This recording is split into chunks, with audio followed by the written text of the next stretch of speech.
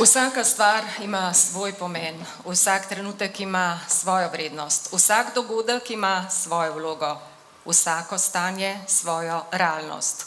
Vse ima svojo razsežnost in svoje mesto v svetu. V veselje in čast mi je, da je z nami državni sekretar na Ministrstvu za obrambo, dr. Damir Črnčec, slavnostni govornik današnje prireditve. Prosim.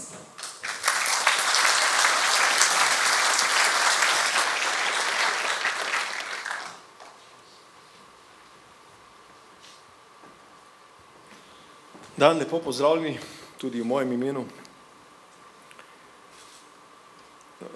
Tale filmček je bil zelo lep prikaz zgodovinske komponente ali pa razumevanja civilne obrambe.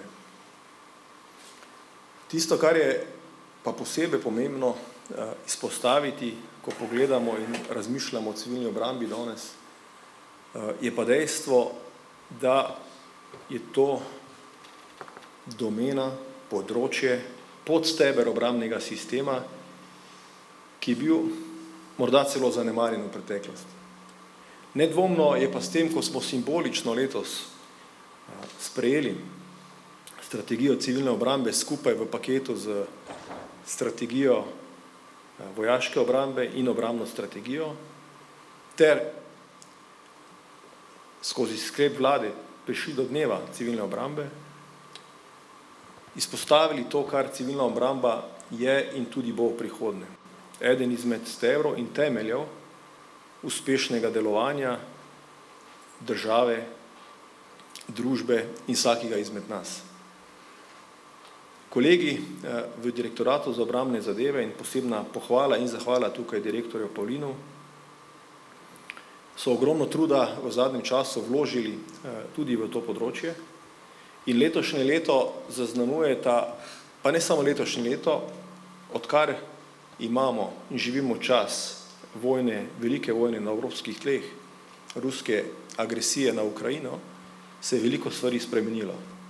In ena iz sprememb je tudi to, da smo mi danes tukaj. To je posledica česa? Dveh ključnih besed, ki zaznamujeta čas, v katerem živimo. In to je na eni strani modernizacija obrambnih struktur, sil, načrtovanja vsega in na drugi strani zavedanje, kako pomembna je odpornost. Torej modernizacija in odpornost. Odpornost države, družbe, posameznika. In civilna obramba seveda je eden ključnih temeljev, vzvodov ali pa struktur za to. V preteklosti smo se veliko krat pogovarjali na Ministrstvu za obrambo o kritični infrastrukturi, o civilni obrambi, o kriznem upravljanju, obrambnem načrtovanju, potem pa seveda o vojaškosti, vojaški obrambi, kako so te stvari vse povezane, prepletene in tako dalje. V bistvu so pa stvari dokaj enostavne.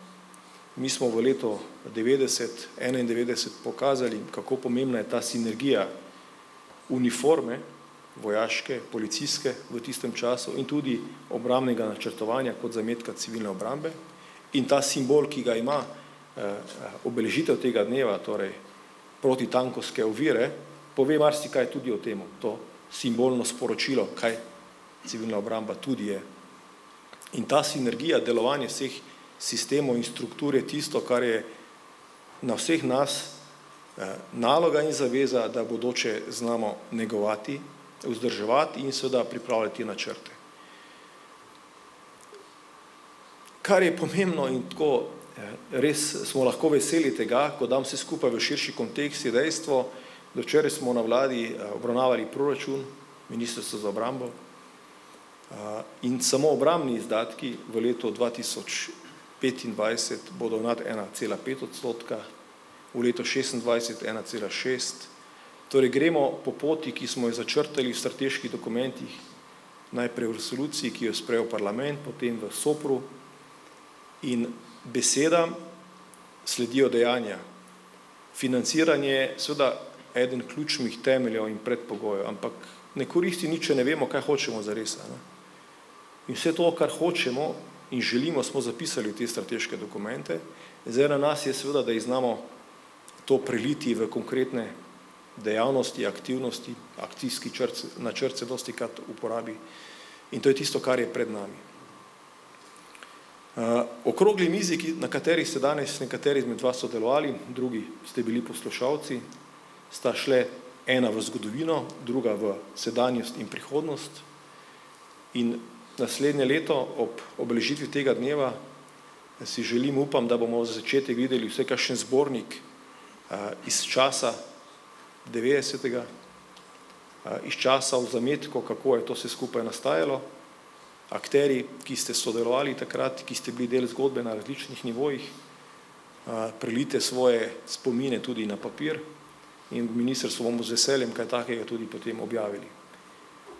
Tisto, kar pa je pred nami, skozi besedo odpornost, pa prakticiramo skozi vaje na državni ravni, tudi letos bomo, skozi vaje kriznega upravljanja, bodisi v okviru Zveze NATO, bodisi v okviru Evropske unije in vedno znova velja izpostaviti in poudariti to sinergično vsega tega početja. Vojaška uniforma, policijska, civilna obramba, civilna zaščita, vse strukture ali zmogljivosti, kot bi rekli po vojaško, ki jih ima civilna zaščita pod svojo neposrednjo komando ali koordinacijo, upravljanjem, vodenjem. Vse to je tisto, kar danes imamo in na državni ravni krepimo, torej ne vlagamo samo in moderniziramo slovenske vojske, obrambnih vojaških sil, ampak vse te strukture, ki sem jih prej naštel, zato da bomo vsi skupaj boljše pripravljeni in da bomo lahko se lažje soočali z izzivi, ki so pred nami. In dejstvo je, da edina zanesljiva napoved tega, kar je pred nami v prihodnje, je nepredvidljivo vsega tega. Ne vemo, kaj bo. Vemo pa, da za začetek mora vsak narediti pri sebi domačo nalogo. Torej, spostaviti strukture, zmogljivosti, biti usposobljen za prakticiranje in potem vse ostalo je potem tisto, kar čaka lahko na konkretne zahteve ali potrebe, za katere upamo seveda, da jih ne bo. Vemo pa, da najboljša vaja, ki jo žal imamo vsako leto, prihaja iz področja zaščite in reševanja, torej naravnih nesreč. Vsako leto v zadnjih letih nas zadanejo velike in tudi tukaj smo seveda okrepili lastne zmogljivosti v obrambnem sistemu na državni ravni in tudi tukaj z roko v roki delujejo skupaj strukture civilne zaščite in slovenske vojske, zato da v najkrajšem času z čim več zmogljivosti uspemo zatreti v kali tisto, kar je lahko potencialno velika nesreča ali pa nevarnost. Na koncu še enkrat dovolite, da čestitam prejemnikom, zahvala vsem kolegom, ki so pripravili današnji dogodek, ki so dali na zemljevid spomina v Sloveniji tudi civilno obrambo. 34 let smo potrebovali za to. Razlogi, tisti, ki ste malo bolj sivi kot jaz, veste, kakšni so in zakaj, pa morda, kot sem rekel, dajmo jih kam popisati, pa da bodo potem lahko tudi naši zanamci to brali, kako in kaj.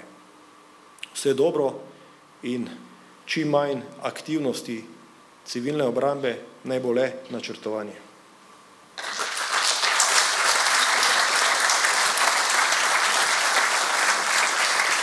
Najlepša hvala.